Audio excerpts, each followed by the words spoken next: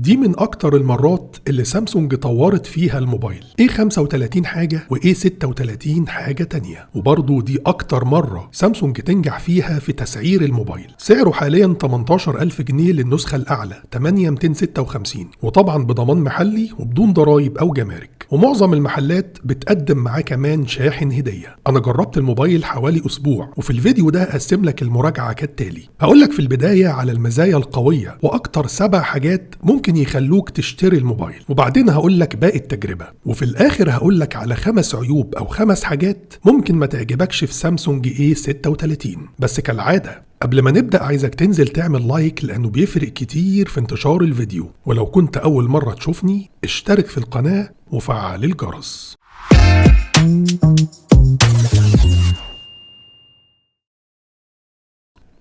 لو هتشتري الموبايل أو هتشتري أي حاجة من موقع نون، استخدم أكواد الخصم بتاعتنا واللي هتديك خصم إضافي. لو بتشتري من نون مصر اكتب AA11 أو AA22، ولو بتشتري من نون السعودية أو الإمارات اكتب RR33. هنبدأ بالمزايا القوية، وأول حاجة حصل فيها تطوير هي تصميم الموبايل. بالنسبة للواجهة الأمامية فالشاشة حجمها زاد شوية عن A35 مع نوتش أصغر لكاميرا السيلفي، لكن جاية بنفس حجم الحواف. وبالمناسبة دي نفس الواجهة الأمامية للموبايل الأغلى منه بكتير A56، ده غير إن الظهر هنا جاي من الزجاج برضو زي A56، ودي حاجة بيتفوق فيها ال A36 على كل المنافسين تقريبا، واللي بيجوا بظهر من البلاستيك. التطور اللي حصل في الظهر عن الإصدار اللي قبله هو شكل الكاميرات، واللي بقت محطوطة كلها جوه فريم واحد. كمان حصل تطور حلو جدا في سمك الموبايل 7.4 مللي، اقل سمك في الفئة السعرية دي، والموبايل رفيع جدا مع وزن كمان اقل بحوالي 15 جرام. كل ده مع بعضه خلى مسكة الموبايل في الايد مريحة اكتر. الفريم الخارجي للموبايل من البلاستيك، ودي حاجة منطقية في السعر ده. ولكن الحاجة اللي سامسونج محافظة عليها في الفئة المتوسطة هي دعم الموبايل لمعيار مقاومة بيستحمل الغطس في المية العذبة IP67. الحقيقة تصميم A36 بشكل عام من أحلى تصميمات الفئة السعرية دي.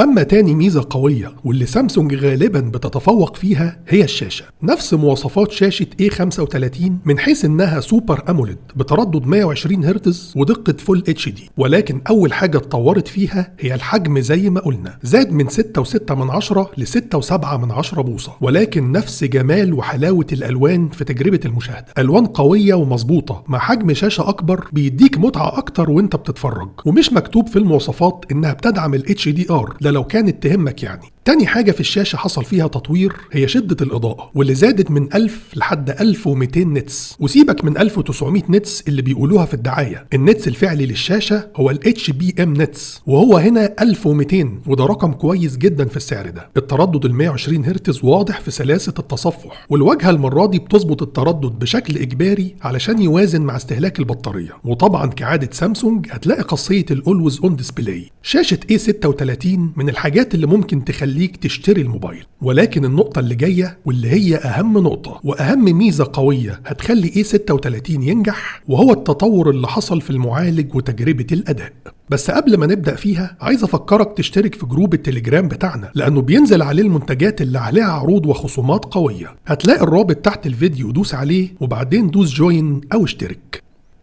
الناس اللي بيحبوا موبايلات سامسونج فرحوا جدا لما عرفوا ان سامسونج هتغير معالج الاكزينوس اللي كان في A35 وتحط معالج من كوالكوم وهو سناب دراجون 6 الجيل الثالث. على تقييم انتوتو A36 بيتفوق على A35 بفرق بسيط، فهو معالج قوي ومناسب جدا للسعر ده. ولكن الفكرة مش في انه اقوى من A35، الفكرة ان معالجات سناب دراجون سمعتها افضل ووجودها بيطمن المستهلك وبتحسن من اداء الموبايل في كذا حاجة زي ما هنشوف خلال الفيديو ده. غير ان سامسونج علشان تديك تجربة اداء ترضيك اكتر نزلت الموبايل باحدث اندرويد 15 مع واجهة سامسونج الجديدة One UI 7. كل ده مع بعضه خلى تجربة التصفح وفتح التطبيقات والتنقل ما بينها تجربة سريعة ومريحة ومستقرة، والموبايل هيريحك في الاداء اليومي. ده غير طبعا مزايا الواجهة الجديدة. بس بصراحة كان نفسي في اكتر من 8 جيجا رام زي باقي المنافسين، ولكن على الوضع الحالي الاداء بتاعه كويس جدا. ولكن الحاجة اللي بتميز تميز سامسونج عن باقي الشركات انها هتدعم الموبايل ب6 سنين تحديثات للسوفت وير، ودي اطول فترة دعم بين المنافسين. الحاجة التانية اللي فرق فيها المعالج في جزئية الاداء هي تجربة الالعاب، وده لانك اولا بالنسبة لاعدادات الجرافيك في لعبة زي PUBG مثلا ما بقتش محتاج تنزل على اقل جرافيك علشان تلعب على 60 فريم زي A35، لا هتلعب على 60 فريم و HDR جرافيك، واداء اللعبة ممتاز على اعلى اعدادات ومفيش اي تقل او تقطيع. كذلك لعبة زي كول اوف ديوتي برضه هتلعب على ماكس فريم ريت وعلى هاي جرافيك. وطبعا غير الاداء السلس كمان السخونة اللي بتتكون في المعالج هنا اقل بشكل ملحوظ، ودي حاجة معروفة عن معالجات سناب دراجون. باختصار زي ما قلنا المعالج وتجربة الاداء هي النقطة الاهم في A36. النقطة اللي جاية بقى أنا حطيتها في المزايا القوية مش لأن الموبايل بيتفوق فيها على المنافسين، ولكن حطيتها لأنها حاجة بقالنا كتير مستنيينها من سامسونج، وهي زيادة قدرة الشحن. سامسونج زودت قدرة الشحن في الفئة المتوسطة من 25 واط واللي كانت قليلة جدا، وبقت قدرة الشحن 45 واط، قدرة معقولة وموجودة بالفعل في موبايلات منافسة. لو شحنت A36 بشاحن 45 واط هيشحن من 0 لحد 100% في ساعة تقريبا. وبالمناسبة لو عايز تشتري شاحن للموبايل بجودة عالية وسعر معقول فأنا برشح لك شاحن هافت ال 45 واط، بقالي فترة بستخدمه مع موبايلات سامسونج والحقيقة بيقدم أداء حلو جدا وبسعر اقل بكتير من شواحن سامسونج. هسيب لك رابط الشراء بتاعه تحت الفيديو، واستخدم كود من اكواد الخصم وانت بتشتريه علشان سعره ينزل اكتر. أما خامس ميزة قوية في A36 فهي تجربة المكالمات. حطيناها في المزايا القوية لأن الموبايل في الجزئية دي بتنزل فيه مزايا حصرية ومش موجودة عند المنافسين. أولها إنه أرخص موبايل حاليا بيدعم الإي سيم أو الشريحة الإلكترونية، وكمان بيدعم مكالمات الواي فاي واللي بدأ تفعيلها داخل مصر. ده غير إنك هتلاقي فيه خاصية تسجيل المكالمات بدون ما يتم إبلاغ الطرف الثاني لو كانت الميزة دي تهمك. الموبايل بيدعم طبعا شبكة ال 5G، وبالنسبة لقوة شبكة المكالمات فهي كويسة وأفضل من الموبايلات اللي راكب فيها معالجات الإكزينوس. صوت سماعة المكالمات عالي وواضح، والموبايل فيه مايك للضوضاء واللي بيوضح صوتك أكتر لو بتتكلم في مكان دوشة. استشعار التقارب في الموبايل كعادة سامسونج شغال سوفت وير، مفيش مستشعر حقيقي. أداؤه كان كويس معايا، ولكن طبعا وجود مستشعر حقيقي كان هيبقى أفضل.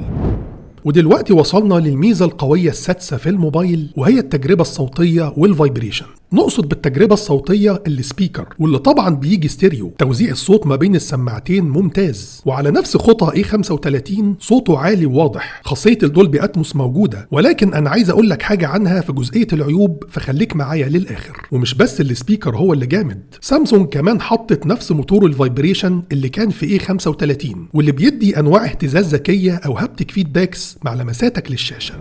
خلاص وصلنا لآخر ميزة قوية معانا، والحاجة اللي بتتفوق فيها سامسونج، وهي الكاميرات. ومش عايزك تستعجل، خليك معايا لأن مش كل حاجة في الكاميرات هتعجبك. اللي يهمنا في الكاميرات الخلفية هي الكاميرا الأساسية واللي دقتها 50 ميجا بكسل، وكاميرا عريضة بدقة 8 ميجا بكسل. معالجة الصور في الكاميرا الأساسية ممتازة كعادة سامسونج، ألوان مشبعة وتفاصيل كتير، ولكن الألوان هنا أهدى شوية وأقل في التشبع من كاميرا A35، مع إن الموبايلين فيهم نفس الكاميرا. الفرق ده جاي في الأساس من المعالج. سناب دراجون عادة بيديك في الصور لون أهدى وأقرب للون الحقيقي من الإكزينوس، وفي ناس بتفضل كده، لكن الموضوع هنا هيختلف لما نيجي نصور بالكاميرا العريضة. هتلاقي A36 زود التشبع أكتر في الصورة، لكن برضو المعالجة ممتازة والصورة نتيجتها حلوة جدا. تعامل الكاميرتين مع الإضاءات العالية المباشرة ممتاز. خاصية ال HDR شغالة كويس وبتوضح لك التفاصيل. تصوير الكاميرات في إضاءة ضعيفة بيديك نتيجة حلوة مع تفعيل الوضع الليلي، واللي شغال كمان مع الكاميرا العريضة وبيفرق كتير في جودة وإضاءة الصورة.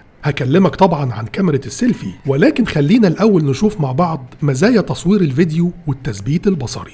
ده تصوير فيديو بموبايل سامسونج A36. الموبايل بيصور فيديو بالكاميرا الخلفية والأمامية لحد دقة 4K على 30 فريم في الثانية. الكاميرا الخلفية الأساسية بتدعم التثبيت البصري والتثبيت الإلكتروني. كده احنا فعلنا التثبيت الإلكتروني وبرضه شغالين على دقة ال 4K. طبعا الفرق واضح في تثبيت الفيديو، بقى فيه تثبيت أقوى. وطبعا من الحاجات المعروفة في معظم موبايلات سامسونج إنك تقدر تغير ما بين الكاميرات أثناء ما أنت بتصور، ولكن لازم تكون بتصور على دقة الفول اتش دي. احنا كده شغالين على الكاميرا الأساسية، هننقل دلوقتي على الكاميرا العريضة أو الوايد أنجل.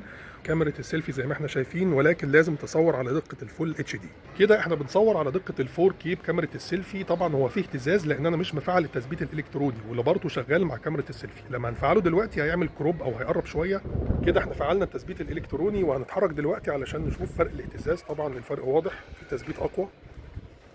كده خلصنا المزايا القوية، وهندخل دلوقتي على تجربتي مع حاجات مهمة زي كاميرا السيلفي والبصمة والبطارية وغيرهم. بس ما ينفعش تكون وصلت معايا لحد هنا ولسه ما عملتش لايك للفيديو ولا اشتركت في القناة. كاميرا السيلفي هنا ما ينفعش نحطها في المزايا القوية. دقتها كويسة 12 ميجا بكسل، ولكن معالجة ألوانها مش الأفضل في السعر ده، أو بمعنى أوضح أحيانا بتتلخبط في تلوين وإضاءة الصورة. يعني دي مثلا مقارنة في نفس الإضاءة مع كاميرا سيلفي A35. طبعا الفرق واضح في الألوان والإضاءة، ده غير إن تعاملها مش قوي مع الإضاءات العالية. الإضاءة بتتلسع والتفاصيل بتضيع. طبعا مش كل صورها كده، أحيانا بتدي صور كويسة. خاصية العزل فيها مثلا شغالة كويس وبتحدد الأطراف بدقة. كمان تصويرها في إضاءة ضعيفة مع تفعيل الوضع الليلي بيدي نتيجة حلوة. تعالوا بقى نشوف حاجة تانية وهي أداء البصمة. كعادة معظم موبايلات سامسونج البصمة في الشاشة أداء كويس مش وحش. طبعا هي مش في سرعة بصمات موبايلات أوبو مثلا، ولكن بشكل عام هي مش بطيئة، ما نقدرش نعتبرها من العيوب، ولكن أدائها متوسط. لكن الحاجة اللي أدائها اتحسن وبقت أفضل من A35 هي استهلاك البطارية. حجم البطارية هو نفسه 5000 ملي أمبير، ولكن استهلاكها أفضل شوية، طبعا بفضل أولا المعالج السناب دراجون. الموبايل باستخدام تقيل عمل معايا حوالي 7 ساعات شاشة مفتوحة. بمعنى أوضح الموبايل على شحنة واحدة وباستخدام تقيل هيقعد معاك أكتر من 24 ساعة. بالنسبة لشبكة الواي فاي فالموبايل شغال برضه بنظام واي فاي 6. أداء كويس ومستقر وبيلقط من على مسافات معقولة. وآخر حاجة قبل ما نقول العيوب هي إن الموبايل بيدعم خاصية ال NFC مع دعم لخواص الدفع الإلكتروني زي محفظة جوجل وغيرها. كده خلصنا التجربة، ودلوقتي بقى هقولك على 5 عيوب أو 5 حاجات ممكن ما تعجبكش في سامسونج A36. أول عيب كعادة سامسونج هي إنك مش هتلاقي مع الموبايل أي حاجة، مفيش شاحن ولا جراب ولا سكرينة. وبالنسبة للشاحن فأنا قلتلك ممكن تشتري أنهي شاحن. تاني عيب في الموبايل هو خاصية الدولبي أتموس. مش قصدي طبعا إنها موجودة، لكن الفكرة إنها مش شغالة، يعني ما بتعملش أي فرق لا في جودة ولا في علو الصوت. الصوت من غيرها كويس، ولكن دي حاجة أنا لاحظتها وكان لازم أقولها. العيب التالت هو إن الموبايل مفهوش مخرج سماعة 3.5 ملي، ولازم لو استخدمت سماعة تايب سي تكون أصلية أو يكون نوعها سامسونج علشان الموبايل يرضى يشغلها. اخر عيبين هيهموا بعض الناس، وهما ان الموبايل مفهوش مكان لكارت ميموري، بالتالي هتعتمد على المساحة الداخلية فقط. واخر حاجة ان الموبايل مفهوش راديو FM للناس اللي يهمها وجود راديو في الموبايل. دي كانت تجربتنا لسامسونج A36، ودلوقتي بقى عايزك تعمل 3 حاجات مهمة جدا. اولا تشترك في القناة لو ما كنتش مشترك علشان توصلك كل فيديوهاتنا. تاني حاجة تستخدم اكواد الخصم بتاعتنا لو هتشتري اي حاجة من موقع نون. وتالت حاجة تشترك في جروب التليجرام وهتلاقي الرابط بتاعه تحت الفيديو. مستني تعليقاتكم واسئلتكم في الكومنتات. اشوفكم ان شاء الله الفيديو الجاي. سلام عليكم.